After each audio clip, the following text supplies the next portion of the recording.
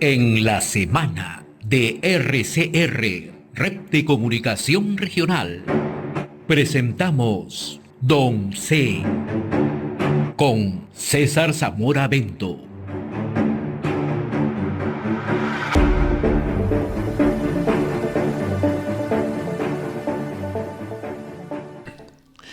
Bien, le damos la cordial bienvenida a César Zamora Bento, economista, reconocido analista político, en la secuencia 11. César, buen día, qué gusto saludarte.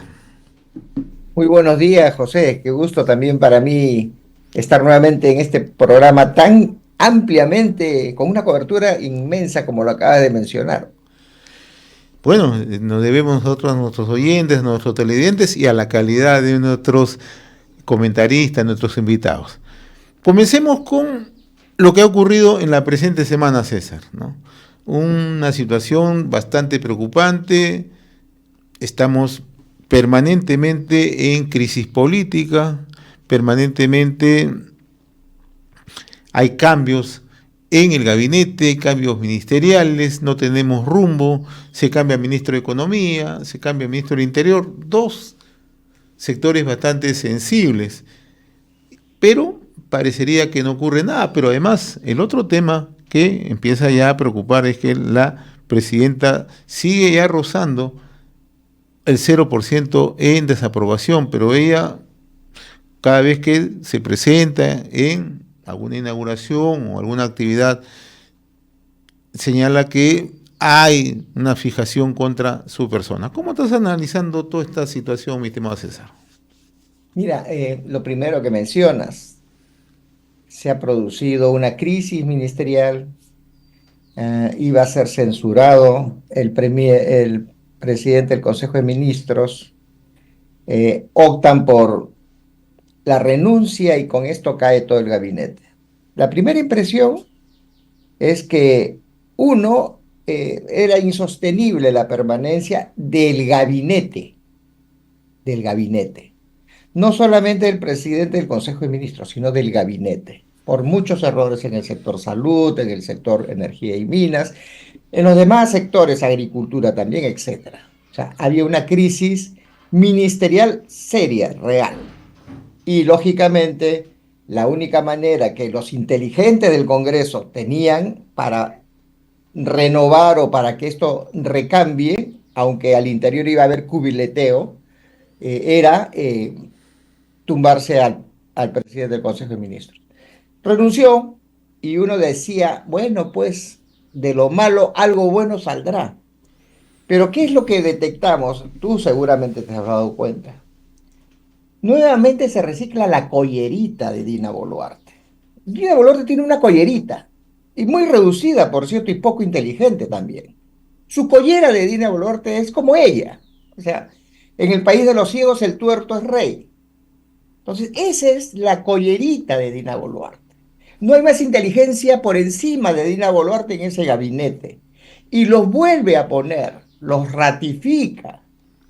¿Cuántos cambios han habido reales? Dos, tres, pero de la misma collerita.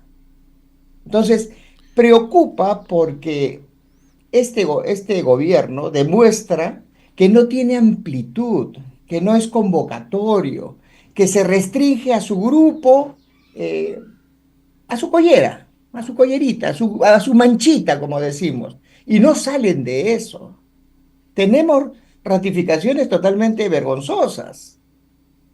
Entonces, esa es la primera reflexión. No tiene gente, pues. Este gobierno no tiene gente. Y si quiere convocar a un profesional serio, que existen muchos, hombres y mujeres, mujeres serias, no las convoca porque no se quieren manchar con esta gestión. Esta gente seria que tiene un nivel, un performance adecuado, en el país no quiere involucrarse en un gobierno tan desastroso con un liderazgo tan pobre. Mira, eso de hombres y mujeres. Tres ministras de Estado recicladas son mujeres en todo el gabinete que está constituido por 18 ministerios y la presidencia del Consejo de Ministros. Entonces, también ahí hay una cuestión de desprecio al talento en esta búsqueda, se supone, de equidad de género, ¿no? Bueno, en fin. Entonces, esa es la primera situación que me preocupa, José. Están jugando a gobernar el país una collera de mediocres y eso es la sensación más desagradable que existe y que seguramente van a estar articulando acciones para tener una buena posición en las elecciones 2026. Ahora, uno de los ministros que no sabemos si renunció o lo renunciaron ha sido José Salardi Rodríguez. Y yo he tenido oportunidad de conversar en esta semana con algunos observadores, algunos consultores económicos que precisan que no era el cambio apropiado por la forma como Salardi iba llevando el sector con más claridad, con mucho más decisión, en medio de toda esta turbulencia internacional, pero tenían reglas claras y sobre todo brindando confianza a los agentes económicos, que es sustancial en una circunstancia como la que vivimos. Lo han cambiado, ¿no? Ha hecho un cambio en el mismo gabinete, asume Raúl Pérez Reyes, pero hasta el momento no se conoce cuál ha sido el motivo, si lo renunciaron o renunció. Hay un conjunto de trascendidos, pero lo cierto es que se estaban haciendo un conjunto de medidas como el que unificar los organismos descentralizados que tienen tareas de infraestructura en cada uno de los portafolios, sea en educación, sea en transportes y comunicaciones, sea en salud, donde se mueve millones y millones de soles, ¿no? ¿Cómo miras esta situación que en medio de toda esta crisis un sector tan sensible como economía se hace un cambio? Y nuevamente volvemos a lo que siempre nos ha preocupado, la falta de confianza de los agentes económicos. Mira, eh, lo más probable es que lo haya renunciado porque está tocando una fibra muy, muy importante, o estaba tocando una fibra muy importante en lo político y de caras a las elecciones.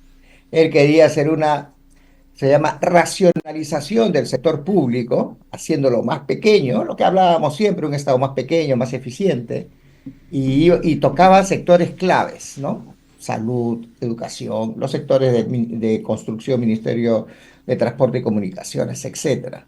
Entonces, un ministro de Economía que facilite el achicamiento del Estado para hacerlo más eficiente y que se hagan los proyectos es muy peligroso, porque justo las agrupaciones políticas que se encuentran en el Congreso estaban fastidiados, muy fastidiados, porque ellos necesitan, como tienen su cuota ministerial dentro del gabinete de Dina Boluarte, ellos necesitan más gente, más gasto público para poder fortalecer su aparato político en esta campaña. Entonces, en esa lectura, José Saladí no era conveniente y tenía que salir. Reyes, que es un signo de interrogación muy abierto, no sé qué pensará. Me parece que por lo advenedizo que es, porque le están regalando una cartera ministerial, lo que él estaría prometiendo es ser más gastador, más incrementador del gasto público, con más burocracia pública, que es lo que les conviene ahora a los partidos políticos. Creo que eso es un poquito la promesa. Mira, y hablando de ese punto del sector economía, la economía en el tercer trimestre, comparado con el primer trimestre del 2024 ha crecido 4%. Y uno se dice, oye, ¿qué es esta magia? ¿Qué es esta magia? ¿Cómo la economía ha crecido teniendo un gabinete tan malo? Y leyendo algunos textos y recordando algunas frases y algunos análisis, llego a la conclusión de que efectivamente la economía está creciendo, pero gracias al esfuerzo de la actividad privada y no del Estado. Porque si vemos los indicadores, el gasto público en inversión del Estado, que es lo que mueve crecimiento económico, ha sido prácticamente mínimo, reducido, siempre a la saga de los niveles de ejecución que deberían tener a esta fecha. Entonces, si no es el Estado el que está movilizando la economía, ¿quién lo está haciendo? El sector privado, el empresariado privado, en una economía, como lo decimos siempre, informal. Entonces, la pregunta es, y entonces si así funciona la economía en el Perú, ¿Qué está haciendo el Estado? ¿Es mérito del Estado que haya crecido la economía? Que por favor, Dina Boluarte y sus ministros de Estado no se vengan a querer ganar ese pan que no lo merecen. El crecimiento económico del Perú obedece fundamentalmente, José, al esfuerzo y a la terquedad en las inversiones del inversionista, del emprendedor privado en el país. Y eso es lo que te va a dar crecimiento, a pesar de que tienes Estado, un Estado totalmente ineficiente y prácticamente agigantado, y que mientras no haga mucho, le hace mucho bien a la economía nacional. Ahora, el otro tema que también va asociado a la confianza país es el tema de la seguridad, que en reiteradas oportunidades lo abordamos, pero la situación en el Perú es tan cambiante, César, que es necesaria siempre refrescarla y es necesario un poco apuntar hacia dónde vamos en medio de todo este desorden, en medio de esta inestabilidad y sobre todo en un año electoral. El tema de la inseguridad sigue siendo un problema latente, sigue siendo un problema que preocupa al ciudadano, tanto en zona rural, tanto en zona urbana, preocupa al empresario, preocupa al pequeño empresario, preocupa a los centros educativos, a los emprendimientos que se hacen con mucho esfuerzo, desde una pequeña farmacia, un centro de lavado de autos o una bodega. Cada vez que uno conversa con las personas, se encuentra con esa realidad, no está haciendo absolutamente nada. Esa es la percepción que se tiene en el día a día, ¿no? ¿Cómo transitamos en toda esta inestabilidad? Economía está caminando con alto índice de informalidad, como tú bien lo resumes, y la inseguridad ciudadana, que es una preocupación. Entramos en un año electoral, ¿no? Y con la frivolidad que siempre exhibe la Presidenta de la República. Mira, una cosa es el gobierno y otra cosa es los actores a través de las carteras ministeriales, que son producto de las cuotas de poder que otorga el Ejecutivo a las agrupaciones políticas que la respaldan desde el Congreso de la República. Alianza para el Progreso tiene su cuota y no lo va a decir, no va a negar eso. Fuerza Popular tiene su cuota y otros partidos tienen sus cuotas en el gobierno, pero algunas de esas agrupaciones políticas que tienen su cartera, principalmente aquellas vinculadas a la seguridad ciudadana, a la persecución del crimen, etcétera, esas carteras y los intereses políticos de aquella cuota, en realidad, tienen como agenda mantener la zozobra en el país. Porque hay un viejo dicho que dice, a río revuelto ganancia de pescadores. O sea, no es que no se pueda combatir el crimen organizado, se puede combatir y se puede revertir, pero interesadamente le hacen largas, lo dilatan, lo dejan flotando en la sociedad de manera prácticamente nauseabunda, porque eso cuesta vidas humanas de peruanos que trabajan y que llevan el sustento a sus hogares. 13 trabajadores en Patás, microbuseros por aquí, de farmacias por acá. O sea, los matan y se acabó. Pero eso es porque los dejan, José, porque no existen sectores claves que permiten que, porque ese es parte de su plan. Esa es mi opinión. Es parte de un plan perverso para alborotar el ánimo de la sociedad y lanzar una bandera, y vayamos viendo quiénes levantan esa bandera, de que ellos son la opción para luchar contra el crimen organizado y contra la delincuencia. No es posible entender que un Estado, con todo el monopolio de la violencia, de la fuerza, no pueda contrarrestar de manera eficiente al crimen organizado, a la delincuencia y a la seguridad ciudadana, teniendo toda la estructura desde el Ministerio del Interior, teniendo el soporte de la Fiscalía y del Ministerio de Justicia, pero también de las municipalidades provinciales y regionales que tienen cuota de ciudadanos y de presupuesto para combatir la delincuencia y dar seguridad ciudadana a los peruanos o a los ciudadanos. Entonces, es para mí sigo pensando que es parte de una agenda política perversa el mantener a los peruanos en esta situación y ojalá se identifique dónde están los verdaderos tentáculos. Cuchillo ha sido capturado en Colombia más rápido que inmediatamente. Cuchillo es el sindicado como el actor intelectual de la muerte de 13 trabajadores en Patás. Es un delincuente prontuariado que estaba por Colombia fugado y que se atrevió a generar una acción de demanda contra la presidenta de la República por haberle imputado estos crímenes.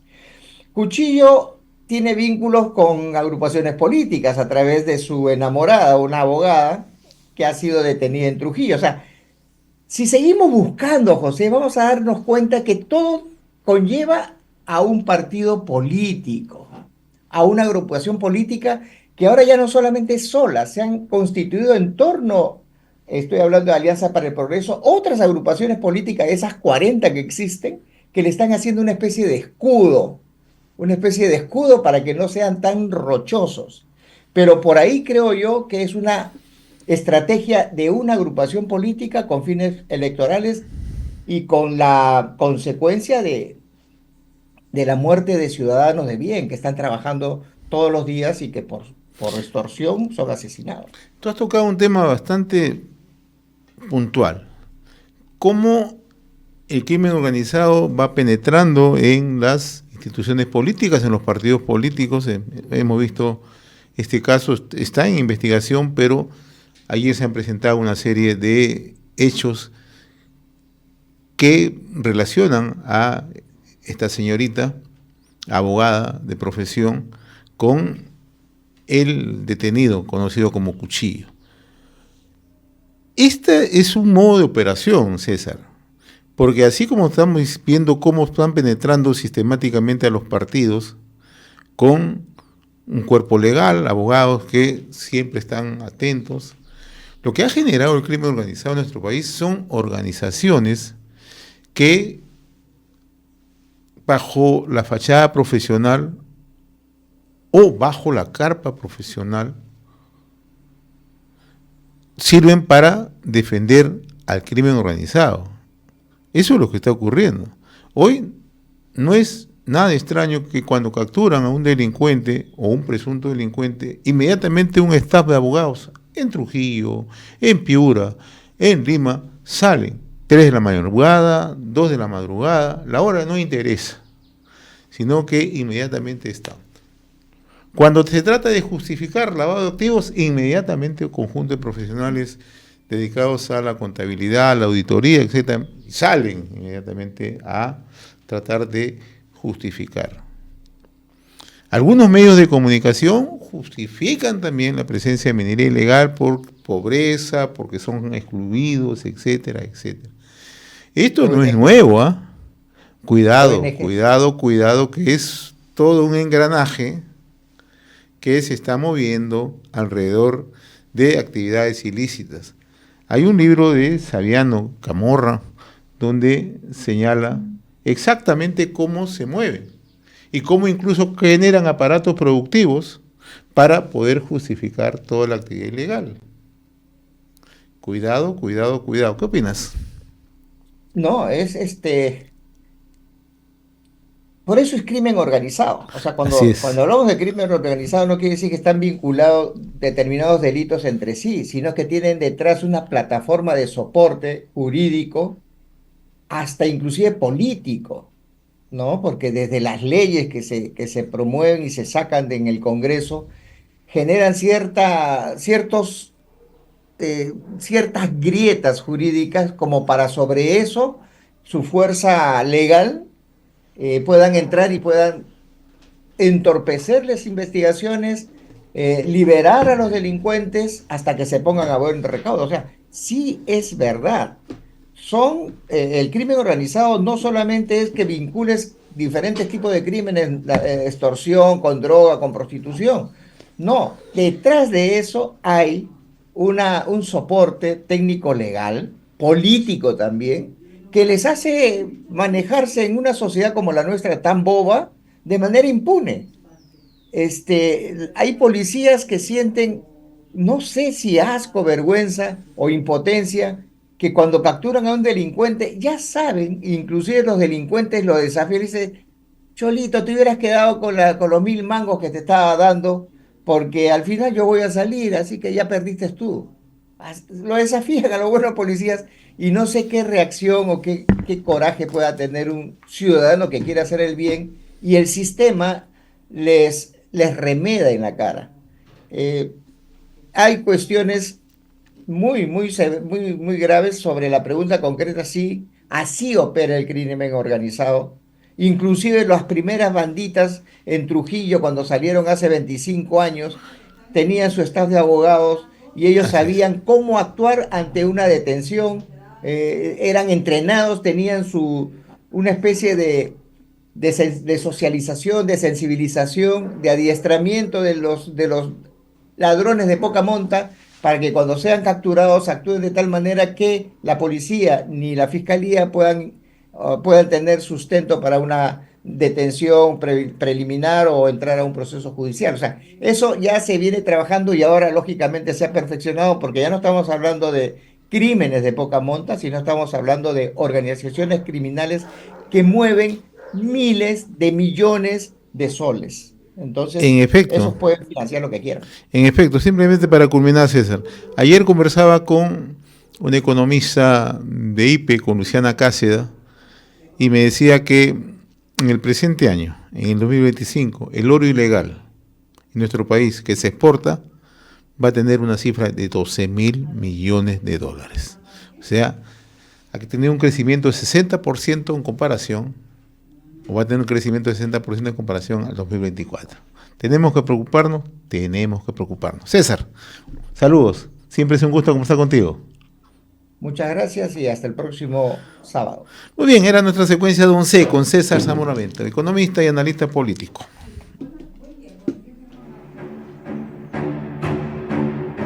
Don C. con César Zamora Bento.